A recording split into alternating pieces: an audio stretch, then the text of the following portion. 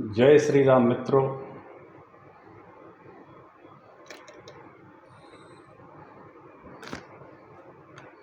श्रद्धालु श्रोताजन, भक्तजन, बंधुजन, श्रद्धालु भक्तमयी माताओं, सभी के चरणों में मेरा प्रणाम। हमारे सनातन धर्म में 18 पुराण हैं, 6 शास्त्र हैं, 4 वेद हैं, लगभग 100 से ज़्यादा उपनिषद हैं, न्याय शास्त्र है। उसी में एक पुराण जो है मार्कंडेय पुराण है, 7वें क्रम में। 18 पुराणों के क्रम में 7वां जो पुराण है वो एक मार्कंडेय पुराण है, जिसको महर्षि मार्कंडेय द्वारा प्रणीत है, उनके द्वारा रचित है। इस मार्कंडेय पुराण की एक विलक्षण महत्व ये है कि जो इसको आदि से अंत तक श्रद्धा से एकाग्रचित्त होकर पढ़े, समझे या सुने तो उसकी माता पार्वती, जगदम्बा, भगवान भोलेनाथ सभी इच्छाएं मनोकामनाएं पूर्ण करते थे। क्योंकि मार्कंडेय जी जो हैं ये 5 वर्ष की अवस्था इनकी मात्र थी और 5 वर्ष के बाद शिव जी ने इनको अमर कर दिया और ये अपनी अमरता के आदर्श कहे जाते हैं मार्कंडेय जी,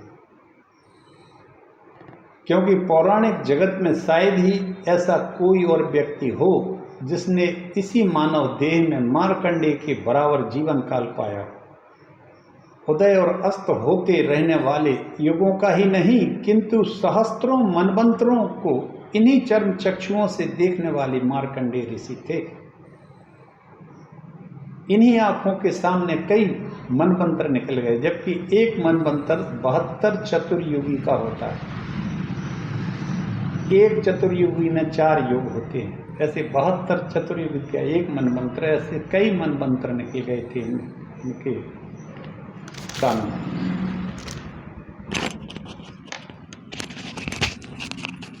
इस तरह से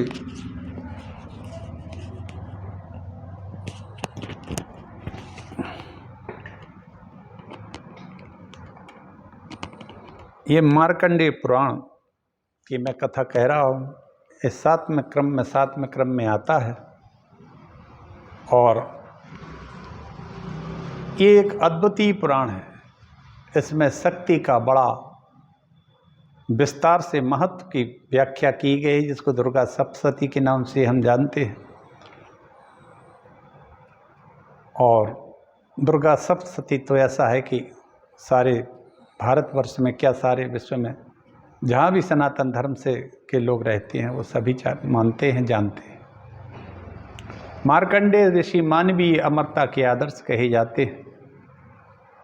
पौराणिक जगत में कोई भी ऐसा व्यक्ति नहीं जिसने इसी मानव देह में मार्कंडेय के बराबर जीवन काल पाया हो, क्योंकि मार्कंडेय ने इन्हीं आँखों से सहस्त्रों, एक दो नहीं सहस्त्रों मनवंतरों को देखा है, सहस्त्रों मनवंतरों को, जबकि एक मनवंतर 72 या 74 चतुर्युगी का होता है और एक चतुर्युगी 4 युग की होती है। ऐसे सहस्त्रों मनवंतरों को मार्कंडेय जी ने देखा। मित्रों, मार्कंडेय पुराण का महात्म्य यह है कि जो व्यक्ति इसको एकाग्रचित्त होकर पाठ करे, सुने, पढ़े या सुने तो उसकी अपने जीवन काल की सभी मनोकामनाएं पूर्ण हो जाती हैं, क्योंकि इसमें माता जगदम्बा का चरित्र, माता पार्वती का बड़ा विलक्षण चरित्र है, जो सभी भक्तों की मनोकामना पूर्ण कर देती हैं। ये दुर्गा सप्तशती के नाम से जाना जाता है। इस पूरे दुनिया में जहाँ भी सनातन धर्मी या जो भी व्यक्ति किसी भी धर्म का हो, दुर्गा नवदुर्गा में सबको पता है कि दुर्गा पाठ चलता है और वो इसी मार्कंडेय पुराण का ही एक अंश है। आइए हम सब करते हैं, एक छोटा सा मंगलाचरण करके हम कथा को कहते हैं आगे। जग मंगल गुण ग्राम राम के, दानी मुकुट धन धर्म धाम के। जग मंगल गुण ग्राम राम के, दानी मुकुट धन धर्म धाम के। जग मंगल राम जी के गुण इस संसार को, जगत को मंगल करने वाले हैं, और भगवान के ये गुण मुक्ति देने वाले हैं, धन देने वाले हैं, धर्म देने वाले हैं, और अपना धाम भी दे देते हैं प्रभु। इसलिए सदैव भगवान राम के गुणों को याद रखना चाहिए और उनका गान करना चाहिए। नमोस्तु रामाय सा लक्ष्मणाय दिव्यै च तस्यै जनकात्मजायै। नमोस्तु रुद्रेन्द्रयमानिलेभ्यो नमोस्तु चंद्राग्निमरुद्गणेभ्यः।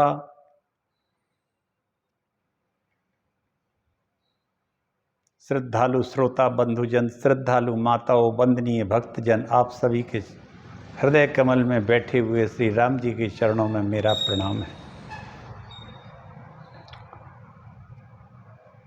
चारों ओर निराशा हो जब, शेष न कोई आशा हो जब। चारों ओर निराशा हो जब, शेष न कोई आशा हो जब। तब फिर बोलो जय श्री राम, यही नाम जय श्री राम। श्री राम जय राम, जय जय राम। श्री राम जय राम, जय जय राम। श्री राम जय राम, जय जय राम। साधु गुरु उपदेश कहे थे, जीवन धन राजेंद्र कहे। ये से मन बन जा राम गुलाम, जय श्री राम, जय जय राम। ओम सच्चिदानंद रूपाय विश्वोत्पत्त्यादि हेतवे तापत्रय विनाशाय श्री कृष्णाय वयम नमः। सीताराम चरण रति मोरे, अनुदिन बढ़हि अनुग्रह तोरे। श्री राम जय राम, जय जय राम। जो भगवान वामन से विराट रूप धारण करते समय प्रकट होकर भूलोक, भूअरलोक और स्वर्गलोक को भी अपने पैरों से लांघ गए थे, श्री हरि के भी दोनों चरण आप लोगों को पवित्र करते रहें। इस संसार के प्रत्येक भक्त को जो भगवान श्री हरि के आश्रित है, उनको वे दोनों चरण पवित्र करते रहें। और वो शेषनाग की सैया पर शयन करते हैं। भगवान नारायण सभी की रक्षा करें, ऐसे नारायण। नारायणं नमस्कृत नरं चैव नरोत्तमं देवीं सरस्वतीं व्यासं ततो जयमुदीरयेत्।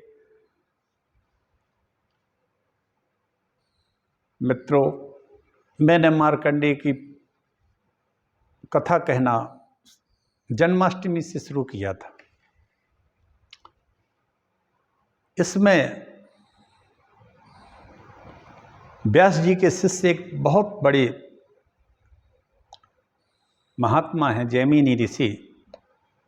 वो मार्कंडेय जी के पास आए थे कि हमें कुछ ऐसे प्रसंग हैं महाभारत में, भागवत वगैरह में, जो हमें पता नहीं या मिल नहीं रहे हैं। तो मैं उन जो इस प्रकार महाभारत उपाख्यान वेदों का तो विस्तार रूप है, इसमें बहुत से विषयों का प्रतिपादन किया गया है, मैं इसे यथार्थ रूप से जानना चाहता हूँ और इसके लिए मैं आपकी सेवा में उपस्थित हुआ हूँ। मार्कंडेय जी के पास आए जैमिनी ऋषि, बोले प्रभु मैं महाभारत में कुछ ऐसे उपाख्यान हैं जिनको मैं समझ नहीं पा रहा हूँ, आप मेरे उन प्रश्नों को समझा दीजिए। उनमें से एक प्रश्न था कि जगत की सृष्टि पालन संहार के एकमात्र कारण सर्वव्यापी भगवान जनार्दन निर्गुण होकर मनुष्य रूप में कैसे प्रकट हुए। दूसरा था द्रौपदी कुमारी कृष्णा द्रौपदी अकेले ही 5 पांडवों की महारानी क्यों हुई। इस विषय में मुझे महान संदेह है, आप मेरा ये संदेह दूर करिए। ये मेरा दूसरा प्रश्न है। और तीसरा है कि महारथी पुत्र जिनका अभी विवाह भी नहीं हुआ था और पांडव जैसे वीर जिनके रक्षक थे, अनाथों की भांति कैसे मारे गए, ये सारी बातें आप मुझे विस्तार पूर्वक बताएं। ये द्रौपदी के 5 पुत्रों के बारे में पूछा जो अश्वत्थामा ने मार दिए थे। तो उन्होंने कहा ये कैसे मारे गए, इनके तो पिता बहुत अर्जुन जैसे, युधिष्ठिर भीम जैसे थे, लेकिन ये मारे कैसे गए और वो भी अनाथों की तरह मार दिए गए। तो इन तीनों प्रश्नों के उत्तर के लिए, और चौथा प्रश्न जो है जो कि जीव की मृत्यु और ये जीव क्या है, ये चौथा प्रश्न है। आज मैं चौथा प्रश्न बोलूँगा क्योंकि 3 प्रश्न मैं बोल चुका हूँ। क्योंकि जैमिनी ऋषि को मार्कंडेय जी ने विंध्य पर्वत में 4 पक्षियों के पास भेज दिया, जिसकी कथा मैं अभी पिछले जन्माष्टमी से कह रहा हूँ। आज 5-6 दिन हो गए हैं इसको कहते हुए। तो उनने कहा जाओ, और 4 पक्षी रहते हैं वहाँ, ये शक्रस मुनि के पुत्र हैं जो श्रापित हैं, लेकिन इनकी भाषा बोली मनुष्यों जैसी है और इनका ज्ञान अपार है, वो तुम्हें इसके सबका जवाब दे देंगे। तो 3 प्रश्नों का जवाब इन पक्षियों के द्वारा जैमिनी ऋषि को दिया गया। चौथा प्रश्न आज फिर शुरू करते हैं। जैमिनी ने पूछा, है श्रेष्ठ पक्षियों, ये 4 पक्षी थे, शक्रस मुनि के पुत्र थे। शक्रस मुनि जो थे विप्लस्वान के पुत्र थे। विप्लस्वान के शक्रस के 4 पुत्र जो थे, शक्रस के ही श्राप के कारण ये पक्षी हो गए थे, लेकिन इनकी बुद्धि पक्षियों जैसी नहीं हुई थी, मनुष्यों जैसे ही थे। पिता ने इनको आशीर्वाद दे दिया था। चलिए आगे की कथा कहते हैं। जैमिनी ने पूछा, है श्रेष्ठ पक्षियों, प्राणियों की उत्पत्ति और लय कहाँ हो जाते हैं, इस विषय में मुझे संदेह है। मेरे प्रश्न के अनुसार आप लोग इनका समाधान करें। ये चौथा प्रश्न है जैमिनी ऋषि का।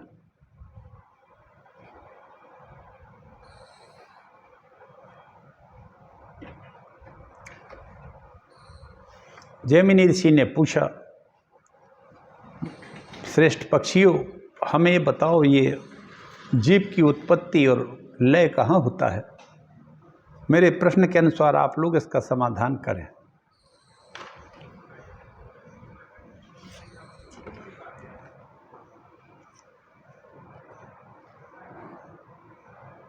जीव कैसे तो जन्म लेता है, कैसे मरता है और किस प्रकार गर्भ में पीड़ा सहकर माता के उदर में निवास करता है, फिर गर्भ से बाहर भी निकलता है, पर किस प्रकार बुद्धि को प्राप्त होता है और मृत्यु काल में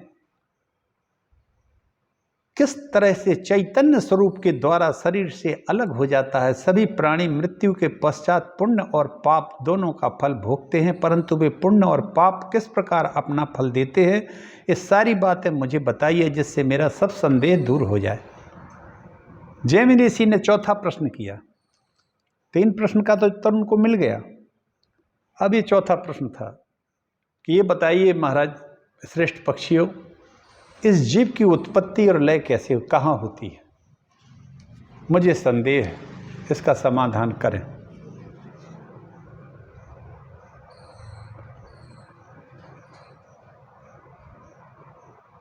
ये जन्म कैसे लेता है और अंत इसका कैसे होता है मृत्यु के रूप में।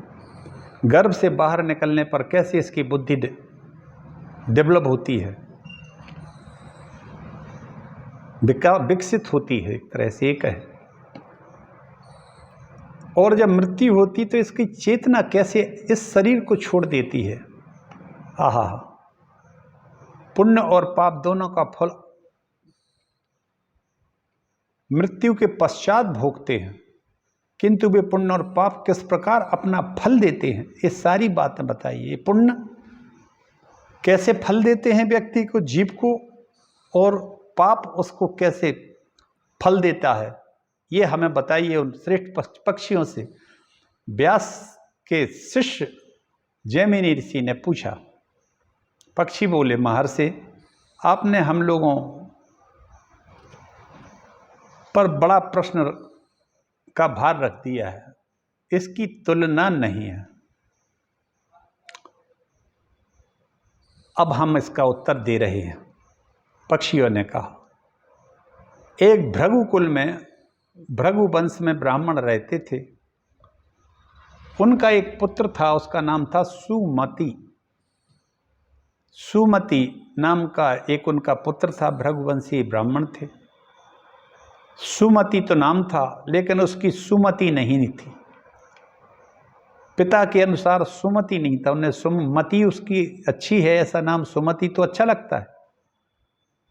उनका उपनयन संस्कार हुआ। बालक से उसने पिता ने कहा, सुमते तुम सभी वेदों को क्रमशः आद्योपांत पढ़ो, जो ब्राह्मणों का धर्म है।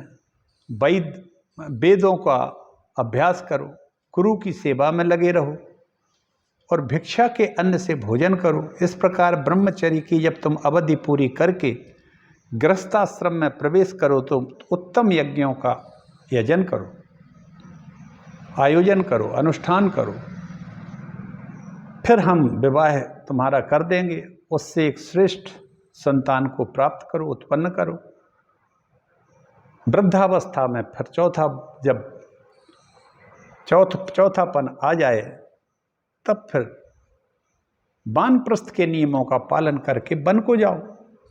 इस प्रकार अनेकों बार कहने पर भी सुमति जड़ यानी कि मूर्ख, जिसको हम कहते हैं आज के ज़माने में, जो लोग किताबें नहीं पढ़ते उसको मूर्ख कहा जाता है। जो कोई MA MSc PhD नहीं कर ले वो मूर्ख, जो डॉक्टरी की परीक्षा पास ना कर पाए वो मूर्ख, क्योंकि अब तो यहाँ परीक्षाएं होती हैं केवल।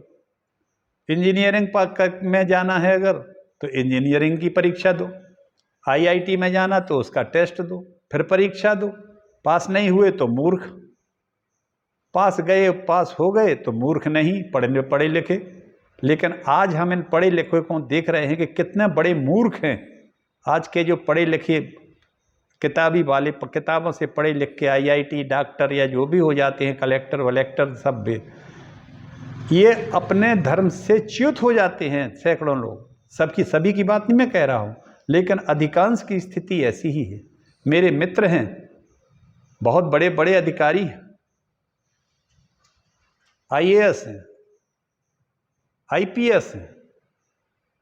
उनके परिवारों को जैसा मैंने चरित्रवान और ऊंचे दर्जे का देखा था, आज वो अत्यंत निंदित जीवन जी रहे हैं। समाज के हिसाब से तो ऊंचा जीवन जी रहे हैं, लेकिन निंदित का कहने का मेरा आशय ये है कि जो शाकाहारी थे, अच्छे थे, जिनसे वो इतनी ऊंचाई पर पहुंचे, अब वो सभी मांसाहारी, कुछ लोग उसमें से कई लोग हो गए। बकाया शराब तो अब ऐसा हो गया जैसे पानी पी रहे हों एक दूसरे के साथ। दुर्भाग्य ये है कि पुरुष वर्ग तो ठीक है, हमारी महिला शक्ति जो है, नारी शक्ति है, वो इस ओर चल उठी है। ये बड़ा हमारा चिंता का विषय है, क्योंकि इन्हीं नारियों से प्रहलाद, ध्रुव, महाराणा प्रताप जैसे महाबली, श्रेष्ठ पांडवों जैसे वीर पैदा होते। चलिए खैर, ये हम अलग से बोल गए। लेकिन सुमति जड़ होने के कारण उसका पिता उसको बार बार समझाता था, लेकिन सुमति कोई जवाब ही नहीं देता था। ये स्थिति थी। और जड़ होने के कारण कुछ भी नहीं बोलता था। पिताजी उससे कुछ भी कहते रहे, लेकिन वो एक प्रश्न का भी कभी सुमति ने जवाब नहीं दिया और चुपचाप सुनता रहता था और बैठा रहता था। आखिरकार पिताजी जब हार गए तो उन्होंने पुनः प्रेम के कारण मीठी वाणी में अनेक बार उसको, अपने बच्चे बेटे को लोभ भी दिखाया कि इससे ये पढ़ने लगे। उसने कहा जैसे आज के बच्चे कहते हैं कि हमें ये दो वो दो, तो अब माता पिता उनकी पूर्ति करते हैं, बाजार से ला के देते हैं, सब कुछ लेते हैं कि ये पढ़ने लगे। ऐसा उस समय भी हुआ होगा। तो उन्होंने प्रयास किया कि सुमति को कुछ लोभ दिखाया हो कि बेटा तुम इसको लो, ये चीजें हैं तुम्हारे लिए, अब तो पढ़ो। लेकिन सुमति है कि वो बिल्कुल ढीठ की तरह बैठा। अनेक बार लोभ दिखाया लेकिन वो नहीं पढ़ा, ना उसने कोई बात सुनी, ना वो कोई बात बोला। जब बहुत बहुत अधिक हो गया, अति हो गई पिता के कहने की, तब एक दिन अचानक वो हंसा। सुमति हंसा, बहुत जोर से हंसने लगा और हंसकर कहने लगा, पिताजी, आहा हा। उनके पिता को लगा कि वाह, हमारा काम हो गया। ये लड़का बोला तो कम से कम कुछ, क्योंकि ये लड़का तो कभी कुछ बोलता ही नहीं था। वो तो ढीठ जड़ की तरह बैठा रहता था, पिताजी की बातें सुनता रहता। लेकिन जब पिताजी पीछे ही पड़ गए, तब एक दिन हंस के बोला, पिताजी आप जो हमें उपदेश दे रहे हैं उनका मैंने बहुत बार अभ्यास कर चुका हूं।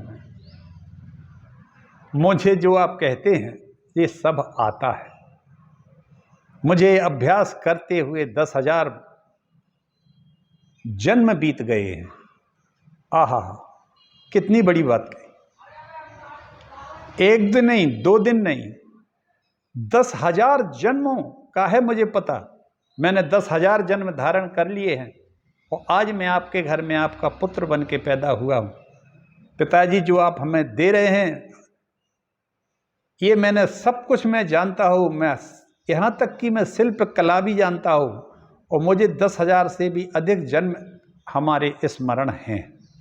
10,000 जन्मों का पता है मुझे, मैं क्या था इसके पहले।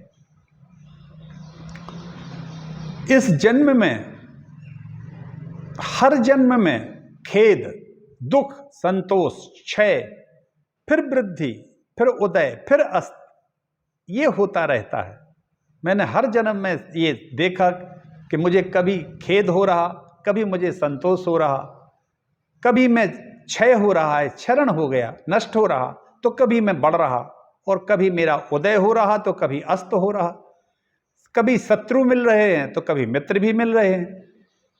कभी पत्नी मिलती है किसी जन्म में तो संयोग होता है उससे, और फिर वियोग भी हो जाता है। अनेक प्रकार के मुझे माता पिता के भी दर्शन हुए। मैंने हजारों बार सुख और दुख भोगे हैं। कितनी ही स्त्रियों के हमने उदर में भिष्टा और मूत्र से भरे हुए गर्भ में निवास किया है। सहस्त्र प्रकार के रोगों की, भारी रोग हुए हमें हर जन्म में, और भारी पीड़ाएं सहन की हैं। जैसे आजकल अभी हाल में ही कोरोना हो गया था, पूरा देश, पूरा विश्व भागता फिरा इधर से उधर डर के मारे। वो कहते हैं ऐसे सैकड़ों हमने रोगों को सहा है। गर्भावस्था में मैंने अनेकों दुख भी भोग लिए हैं। बचपन भी आया है, जवानी और बुढ़ापा भी आ जाता है, उसके बाद फिर कष्ट शुरू हो जाते। वे सब मुझे याद है। ब्राह्मण भी मैं बना, मैं क्षत्रिय भी बना, मैं वैश्य भी बना, और मैं शूद्र योनि में भी गया। फिर मैं पशु भी बना, मैं मृग बना, मैं कीट बना, मैं पक्षी बना, मैं राजसेवक बना, मैं राजा भी बना। मैं युद्ध में पराक्रम दिखाने वाले राजाओं के घर में कई बार जन्म लेकर मैंने युद्ध किए। इस प्रकार अब की बार आपके घर में मैंने जन्म लिया है। मैं बहुत बार मनुष्यों का दास, भृत, नौकर, स्वामी, ईश्वर और दरिद्र रह चुका हूँ। दूसरों ने मुझे और मैंने दूसरों को अनेक बार दान दिए। माता भी, पिता, सुहृद, भाई और स्त्री इत्यादि के कारण भी संतुष्ट भी हुआ, और कई बार दीन होकर रोते रोते मुझे आंसुओं से मुँह भी धोना पड़ा। कई बार माता पिता, स्त्री, संतान अच्छी भी मिली, और कई बार इतने खराब मिले कि रोते रोते जिंदगी निकली। यूं ही संसार का चक्र जो है, भटकते हुए मैंने वह ज्ञान प्राप्त कर लिया जो मोक्ष की प्राप्ति कराने वाला है। उस ज्ञान को प्राप्त करने के बाद अब मुझे यह ऋग्वेद, यजुर्वेद और सामवेद समस्त क्रियाकलाप शून्य से दिखाई देते हैं। मुझे अच्छा नहीं लगता जब आप ज्ञान अब जब हमें ज्ञान प्राप्त हो गया तब वेदों से मुझे क्या प्रयोजन है। अब तो मैं गुरु विज्ञान से परितृप्त हूँ। गुरु हमारे सब कुछ है, निरीह और सदात्मा हूँ। देखिए कितनी बड़ी बात कहा, मैं सदात्मा हूँ, सद आत्मा हूँ, सत्य हूँ मैं। अतः 6 प्रकार के भाव विकार आदमी में रहते हैं पिताजी। एक जन्म, दूसरी सत्ता, तीसरी वृद्धि। भाई जन्म होगा तो हम अस्तित्व में आएंगे, हमारी सत्ता होगी, और जब हम सत्ता में आएंगे तो फिर हम बढ़ने लगेंगे, वृद्धि होगी, फिर मुझे उसके परिणाम मिलते हैं, और बाद में जब परिणाम अच्छे आते हैं उसके बाद फिर क्षरण माने नाश होने लगता है हर चीज़ का, तो वो क्षय होते होते नाश को प्राप्त हो जाता है। इस तरह दुख सुख हर्ष राग, कभी दुख कभी सुख, कभी हर्ष कभी राग, तथा संपूर्ण गुणों से वर्जित उस परम पद रूप ब्रह्म को प्राप्त होऊंगा,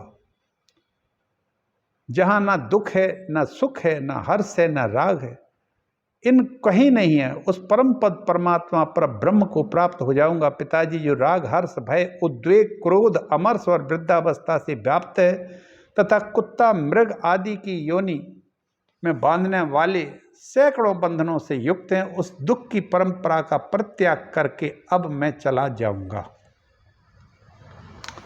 इस तरह से सुमति ने अपने पिता से कहा कि आप जब बहुत ज़्यादा हमसे कहते हैं कि पढ़ो पढ़ो पढ़ो, ब्राह्मणों को पढ़ाई वेद सब करना, अनुष्ठान करना ये ज़रूरी है, तो हमने ये सब कर चुके हैं, हमें 10,000 जन्मों का याद है। और उनने कह दिया कि दुख सुख हर्ष राग संपूर्ण गुणों से वर्जित मैं परम पद को प्राप्त होऊंगा, क्योंकि अब हमें इन चीज़ों की आवश्यकता नहीं है। मैं गुरु विज्ञान से परितृप्त और निरीह तथा सद आत्मा हूँ। हमें चारों वेद उपनिषद सब याद हैं, कंठ हैं, हम कई बार कर चुके हैं इनको, और मैं कई योनियों को भोग चुका हूँ। 10,000 योनियों को तो मुझे अभी याद ही है। पुत्र की यह बात सुनकर पिता का हृदय प्रसन्नता से भर गया। उन्होंने हर्ष और विस्मय से गदगद वाणी में अपने पुत्र से कहा, बेटा तुम यह क्या कह रहे हो? तुम्हें कहाँ से ज्ञान प्राप्त हो गया? पहले तुम में तो जड़ता थी, क्यों थी? इस समय ज्ञान कहाँ से जाग उठा? क्या यह मुनियों अथवा देवताओं के दिए हुए शाप का विकार था क्या? क्या तुम कहीं से शापित थे क्या, जिससे पहले तुम्हारा ज्ञान छिपा है और इस समय पुनः प्रकट हो गया है? मैं सारा रहस्य सुनना अब तुमसे चाहता हूँ, तुम मुझे सुनाओ ये रहस्य, वास्तव में ये रहस्य क्या है? इसके लिए मेरे मन में बड़ा कौतूहल है। बेटा तुम पर पहले जो कुछ बीत चुका है वह मुझे बताओ। सुमति ने कहा, पिताजी मेरा जो सुख और दुख देने वाला पूर्व वृत्तांत है उसे सुनिए। इस जन्म के पहले पूर्व जन्म में जो कुछ था वह सभी बतलाए देता हूँ, क्योंकि मुझे पूरे पूर्व जन्मों के 10,000 जन्मों का तो भी पता ही है, लेकिन इसके पहले पूर्व जन्म जो है मैं उसका तो मैं बताता हूँ कि मैं कौन हूँ। अब पिताजी बोले, बेटा आप ऐसा है तो मुझे सुना दो। इसलिए क्योंकि तुम अभी तो जड़ थे। क्या इसमें कोई देवताओं का श्राप वगैरह तो नहीं था? क्योंकि अब तो तुम्हारे अंदर ज्ञान फूट पड़ा है। पिताजी पुत्र कहता है, यह सुख और दुख देने वाला पूर्व वृत्तांत है उसे सुनिए। इस जन्म से पहले पूर्व जन्म में जो कुछ था वह बतलाता हूँ। पूर्व काल में मैं परमात्मा के ध्यान में मन लगाने वाला एक ब्राह्मण ही था। मैं इस जन्म के पहले भी मैं एक ब्राह्मण कुल में जन्म लिया था, मैं ब्राह्मण ही था। मैं कई बार वैसे तो क्षत्रिय भी रह चुका हूँ, लेकिन मैं इसके पहले ब्राह्मण था। आत्मविद्या के विचार से मैं पराकाष्ठा को पहुंचा हुआ था। विद्याओं में मैं पराकाष्ठा पर था। हम अत्यंत ऊंची अवस्था को प्राप्त हो चुके थे ज्ञान में और विज्ञान में, सभी में।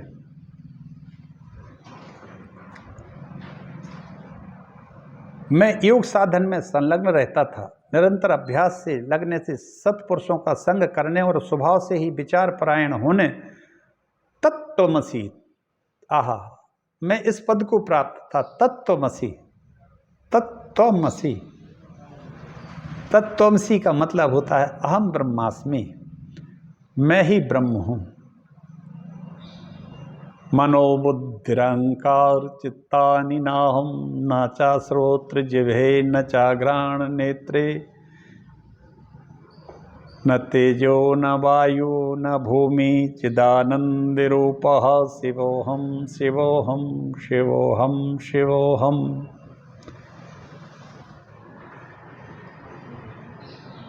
भक्त और भगवान में जब अंतर नहीं रहता है तो वह शिव स्वरूप हो जाता है। शिवोहम शिवोहम मनोबुद्धिर अहंकार चित्तानि नाहं न चा श्रोत्र जिह्वे न चा घ्राण नेत्र।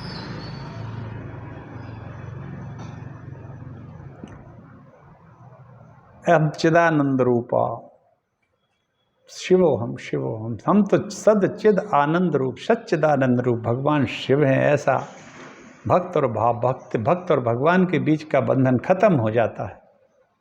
और यह उसने कहा कि हम तत्वमसि आदि महावाक्यों के विचारने और उसके शोधन के कारण उस परमात्म तत्व में ही मेरी परम प्रीति हो गई। मैं परमात्म तत्व में ही मेरी प्रीति हो गई। मैं शिष्यों के संदेह का निवारण करने वाला एक महान आचार्य बन गया। फिर बहुत समय के पश्चात मैं एकांत से भी हो गया, किंतु दैवात ज्ञान से सद्भाव का नाश हो जाने के कारण प्रमाद में पड़कर मेरी मृत्यु हो गई। आहा, अब ये क्या हुआ जब ये इतना, सुमति कहता है, जब मैं इतना ऊंची अवस्था को प्राप्त हो गया और मैं एकांत से भी हो गया, दैव की कृपा से अज्ञान से हमारा सद्भाव नष्ट हो गया। जो मेरा सद्भाव सब जीवों के प्रति था वो खत्म हो गया और मैं आलसी हो गया, प्रमादी हो गया और मेरी मृत्यु हो गई। तथापि मृत्यु काल से लेकर अब तक मेरी स्मरण शक्ति का लोप नहीं हुआ। सब कुछ हो गया, लेकिन भगवान की कृपा हमारे ऊपर इतनी बनी रही कि हमारी स्मरण शक्ति जहाँ की तहाँ रही और मुझे सब कुछ ज्ञान यथावत रहा। मैंने जो दूसरों को ज्ञान दिया था उसी का यह फल है कि मुझे पूर्व जन्म की बातों का स्मरण हो रहा। केवल त्रयी धर्म कर्म कांड का सहारा लेने वाले मनुष्यों को इसकी प्राप्ति नहीं होती है। वो कहता है सुमति अपने पिता से कि कर्मकांडी लोगों इसकी प्राप्ति नहीं हो पाती है पिता, और ये कर्मकांडी भी थे। अतः मैं इस प्रथम आश्रम से ही संन्यास धर्म का आश्रय ले एकांत से भी हो आत्मा के उद्धार के लिए यत्न करूंगा। सुमति ने कहा पिताजी, इसलिए मैं तीसरे पन या चौथे पन की आशा या इंतजार नहीं करूंगा। मैं बचपन से ही संन्यास धर्म का आश्रय लेकर आत्मा का उद्धार करने के लिए यत्न करूंगा। अतः महाभाग, आपके हृदय में जो संशय है उससे कहिए, मैं उसका समाधान करे देता हूँ। इतनी सी सेवा से ही मैं आपकी प्रसन्नता का संपादन करके मैं पिता के ऋण से मुक्त हो जाऊंगा। मैं आपके सभी प्रश्नों का जवाब देके हम आपके पिता के ऋण से मुक्त हो जाएंगे। आपको जो जो पूछना हो मुझसे पूछ लीजिए, क्योंकि मैं सब कुछ जानता हूँ। आप पूछिए, मैं आपको सब बताऊंगा। पक्षी कहते हैं, तब पुत्र की बात पर श्रद्धा करते हुए पिता ने उससे वही बात पूछी जो आपने अभी संसार में जन्म ग्रहण करने के संबंध में हम लोगों से पूछी है। पक्षी कहते हैं कि जो आपने अभी अभी हमसे पूछी है बात, कौन कौन सी बात पूछी? जीव कैसे जन्म लेता है, कैसे मरता है, कैसे अपने कर्मों को फल को प्राप्त करता है, पुण्य और पापों को चैतन्य रूप के द्वारा शरीर से कैसे विलग ये चैतन्य रूप होता है। पक्षी कहते हैं कि सुमति और पिता पुत्र का संवाद यही है। तो पुत्र से, सुमति से उनके पिता ने यही बात पूछी जो तुम लोगों ने हमसे पूछी है। पुत्र ने कहना शुरू किया, पिताजी को इस चौथे प्रश्न का उत्तर देना शुरू किया। पक्षियों ने, चारों पक्षियों ने, मित्रों, मैं अपनी वाणी को यहीं विराम देता हूँ। कल मैं इस चौथे प्रश्न को उत्तर को आगे बढ़ाऊंगा और बताऊंगा कैसे सुमति ने अपने पिता से इसी चौथे प्रश्न का उत्तर दिया। यह प्रश्न जैमिनी ऋषि ने पक्षियों से किया था। पक्षियों ने कहा कि यह प्रश्न ऐसी ऐसी एक घटना में एक पुत्र ने अपने पिता को दिया था और पुत्र सुमति ने पिता को सुनाना शुरू किया। मैं कल इस प्रश्न का उत्तर दूंगा। अभी मैं वाणी को यहीं विराम करता हूँ। भगवान श्री राम जी की कृपा सब पर बनी रहे। सभी लोग भगवान श्री राममय रहें। जय श्री राम, जय राम, जय जय राम। सीतानाथ समारंभां श्रीरामानन्दार्य मध्यमाम् अस्मदाचार्य पर्यन्तां वन्दे श्री गुरु परंपरां। श्री सीताराम जी की जय हो।